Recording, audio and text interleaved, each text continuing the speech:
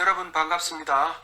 그림 연상법과 이미지 트레이닝을 통해 건축 시공의 이론을 정립하고 익히며 나아가 건축기사, 산업기사, 시공 분야의 필기와 실기시험 대비에 여러분께 작은 도움을 드리고자 유튜브 채널을 통해 인사드리는 트러스트 박입니다. 오늘은 강론 첫 번째 시간으로 지난 시간에 배운 내용을 복습하고 이어서 가설공사의 전반적인 사항에 대해 그림 연상법과 이미지 트레이닝을 통해 학습해 보도록 하겠습니다.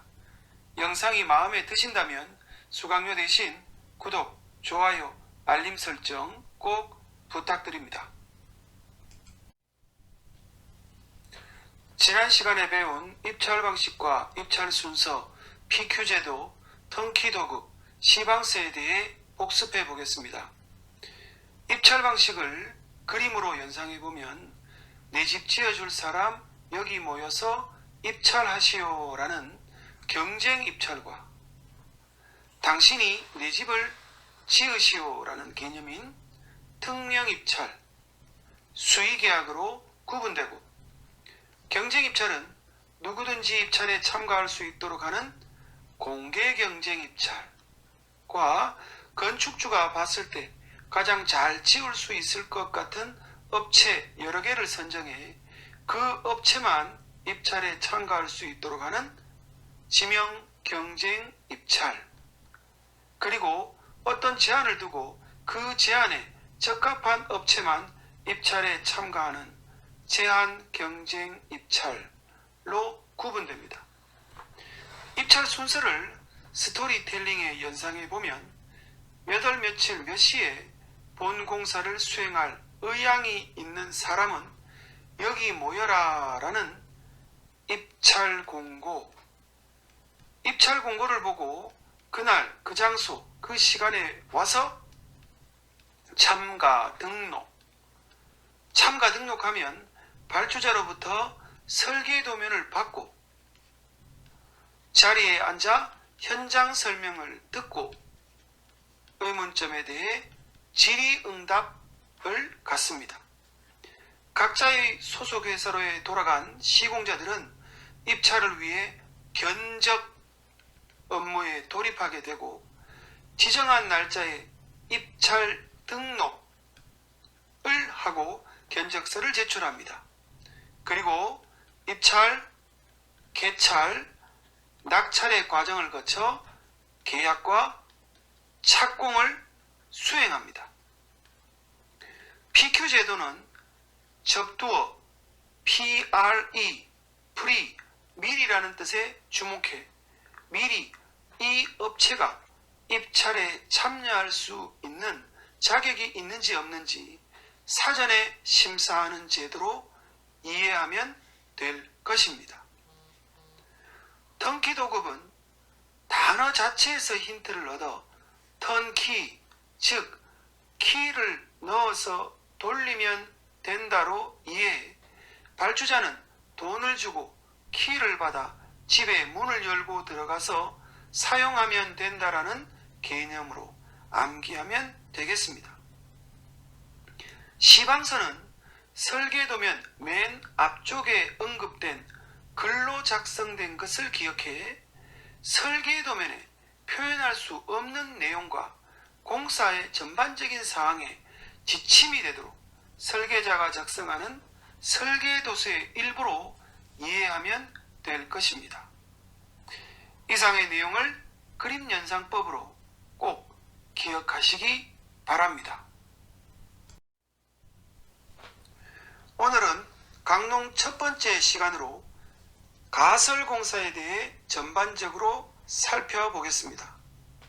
먼저 가설 울타리로 아래에 나와 있는 사진을 머릿속에 그림으로 저장해야 합니다. 사진을 보면 경계벽과 출입구로 구성되어 있는데 이 경계벽과 출입구로 구성되어 있는 가설 울타리는 대지의 경계와 교통을 차단하고 위험 및 도난을 방지하고 미광 및 선전 효과를 위해 설치하게 되며 건설 현장의 규모나 내용에 따라 달라지며 보통 2층 이상은 1.8m 이상의 높이로 하고 출입구 폭은 4m 이상으로 건설 차량이 출입할 수 있는 통용문을 설치해야 되겠습니다. 이를 머릿속 그림에 대응해 기억해야 할 것입니다. 다음은 시멘트 창고로 시멘트는 물과 반응하는 수화 반응을 통해 강도를 발현하므로 물의 침입을 차단하는 구조로 이루어져야 할 것이란 개념을 먼저 머릿속에 기억을 해야 합니다. 이를 위해 주변에 배수도랑을 설치하여 우수 침입을 방지하고 창고 마루 높이는 방습상 지면에서 30cm 이상 띄워 땅에서 올라오는 습기를 방지합니다. 또한 시멘트 창고에 설치하는 문과 창은 공기 중 습기와 시멘트가 반응하는 것을 방지하기 위하여 최소화로 설치하고 창은 환기용이 아니라 채광용의 목적이 되어야 할 것이며 먼저 반입한 시멘트를 사용하기 위해 반입구와 반출구를 따로 두어야 합니다. 그리고 쌓았을 때는 하부 시멘트가 하중을 많이 받아 딱딱하게 굳을 수 있기 때문에 13포대 이하로 쌓고 3개월 이상 저장이 경과한 시멘트는 풍화될 우려가 있어 재시험을 거쳐 사용하는 것을 원칙으로 합니다. 시멘트 창고 면적은 공식에 의해 구할 수 있으며 그 공식은 0.4 곱하기 스몰 n 분의 라지 n으로 스몰 n은 쌓기 단수로서 13포를 원칙으로 하며 문제의 쌓기 단수가 지정되면 지정된 숫자를 써야 하고 라지 n은 현장에 저장하고자 하는 시멘트 저장 포대수가 되겠습니다. 따라서 시멘트 창고 면적을 구하기 위해서는 반드시 이 공식을 암기해야 하겠습니다. 다음은 기준점으로 아래의 사진처럼 현장 내부나 현장 인근에 설치하는 건물의 높낮이의 기준을 설정하기 위한 것으로 인근 건물이나 전봇대, 도로 등 주변에서 빨간색 라카로 표시된 것을 한 번씩 볼 수 있었을 겁니다. 따라서 기준점 설치 시 이동에 염려가 없는 곳에 설치하고 현장에서 바라보기 좋은 곳에 설치해야 합니다. 또한 혹 한 개가 소실되었을 때를 대비해 최소 2개 이상 설치되어야 되고 지면에서 최소 50cm에서 1m 정도 높이에 설치하여 바라보기 좋게 설치하며 어디에 설치했는지 몇 개가 설치되어 있는지는 현장 일지에 기록해서 현장 관리자가 변동이 있었을 때 참고할 수 있도록 합니다. 이상의 내용을 머릿속 그림을 바탕으로 연계해 암기하시기 바랍니다. 다음은 규준틀로 크게 수평 규준틀과 세로 규준틀로 구분합니다. 보통의 경우 현장 토공사 시 측량을 통해 덮하기 할 위치를 표시하고 굴착하면 그 표시가 없어지게 되어 제 위치에 굴착했는지에 대해 다시 측량을 해 확인하는 불편함이 초래됩니다. 수평 규준틀은 보시는 그림과 같은 형태로 최초 측량을 통해 설치해서 정확한 위치에 굴착했는지에 대해 다시 측량하는 불편 없이 확인할 수 있도록 하는데 사용하는 것으로 코너에 설치하는 귀 규준틀과 벽체 가운데 가로지르는 벽체가 있을 때 설치하는 평 규준틀로 구성되고 토공사와 기초공사에 적용하게 됩니다. 세로 규준틀은 보시는 그림과 같이 벽돌이나 블록 등 한 개씩 한 개씩 쌓아 올리는 공사를 조적공사라고 하는데, 이 조적공사에서 쌓아 올리는 재료가 수직으로 쌓아 올라가도록 하는 기준을 말하는 것입니다. 수평 규준틀과 세로 규준틀의 그림을 머릿속에 기억하면 토공사와 기초공사의 수평 규준틀이, 조적공사의 세로 규준틀이 사용된다는 것을 쉽게 파악할 것입니다. 비계공사는 외부나 상부에 작업 팔판을 설치하기 위해 임시로 설치하는 가설 구조체로 외줄비계와 겹비계, 쌍줄비계가 있습니다.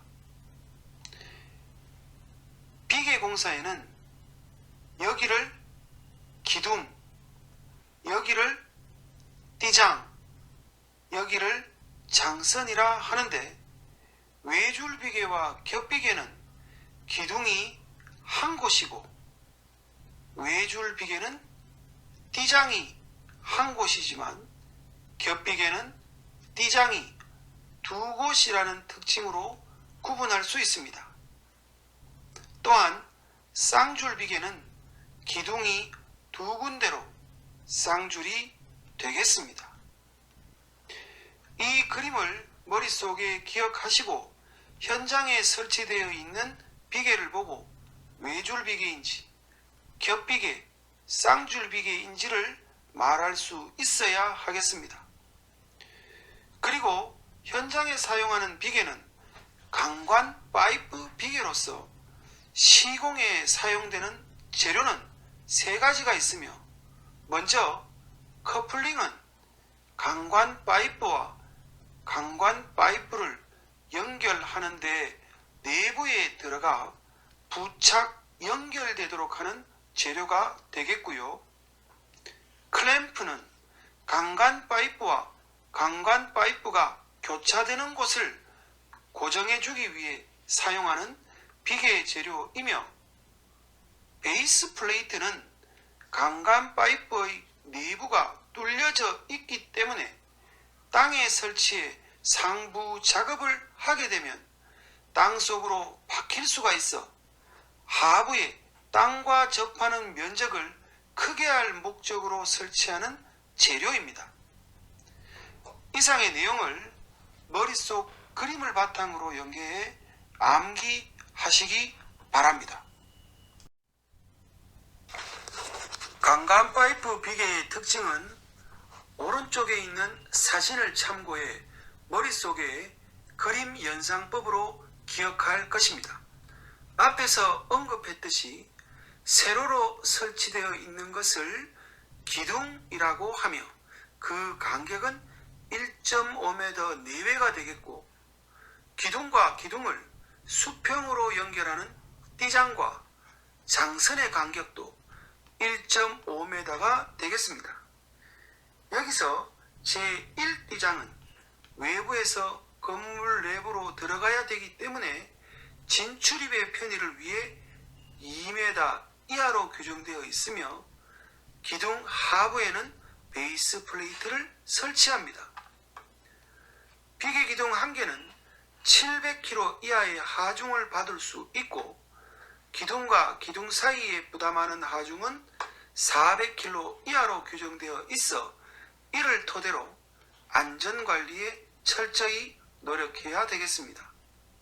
그리고 구조체와 비계가 일체화되기 위해 수직, 수평 모두 5m 이하로 구조체와 연결해야 하며, 비계 구조는 횡력이 약한 구조이기 때문에 45도에서 60도 각도의 가세를 설치하는데 수평 간격 15m 이내마다 설치하도록 되어 있습니다.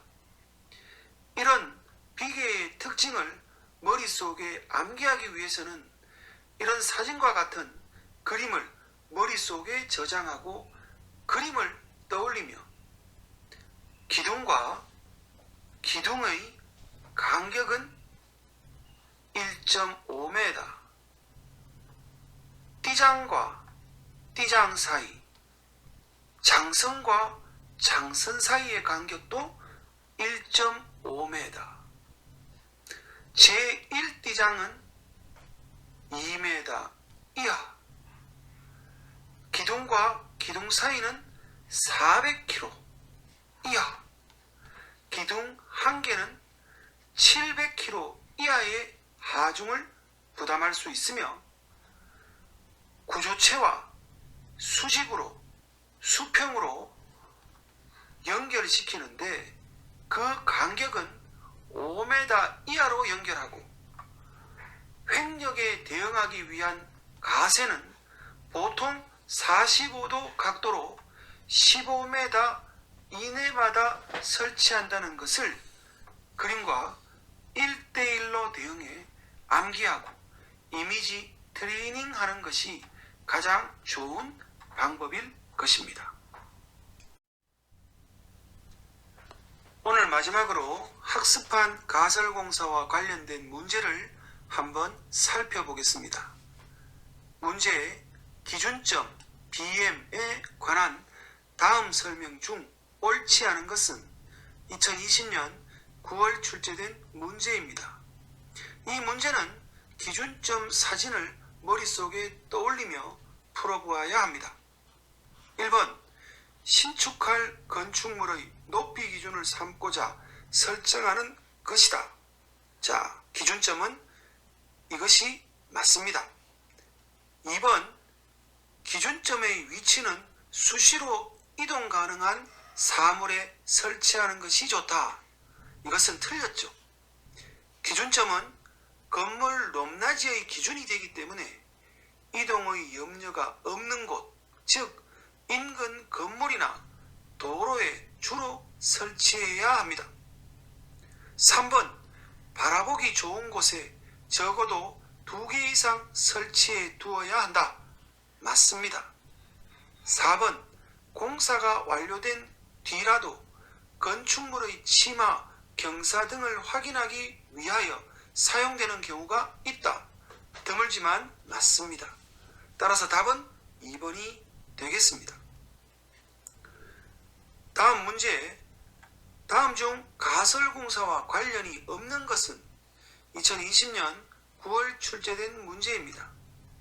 1번 가설시설은 본 건물 완성 전 해체된다. 맞습니다. 가설이란 임시로 설치한 것으로 본 건물이 완성되면 철거하는 시설이기 때문입니다. 2번 지정공사라고도 한다. 이것은 아니죠. 지정공사는 기초 하부에 수행하는 공사를 말하는 것으로 잡석 지정, 버림 콘크리트 지정, 말뚝 지정 등이 있으며 가설공사와는 전혀 무관한 공사가 되겠습니다. 3번 공사의 규모나 내용에 따라서 달라진다. 4번 본 공사의 진행과 공사기간에 많은 영향을 준다. 둘 다 맞습니다. 가설공사는 본공사를 위해 설치하는 임시시설로서 해당 공사에 따라 규모나 내용이 달라지고 이로 인해 공기에도 많은 영향을 주게 됩니다. 따라서 답은 2번이 되겠습니다. 이상으로 오늘의 강의를 모두 마치도록 하겠습니다. 배운 내용은 그림 연상법으로 쉽고 편하게 암기되었을 것이라 생각되며 이미지 트레이닝을 통해 지속적으로 배운 내용을 머릿속에서 반복 트레이닝하여 기억에 오래도록 남도록 주시기 바랍니다.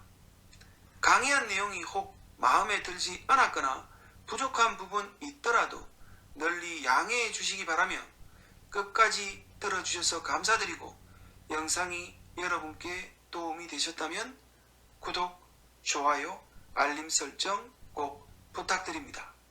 다음 시간에 뵙겠습니다. 감사합니다.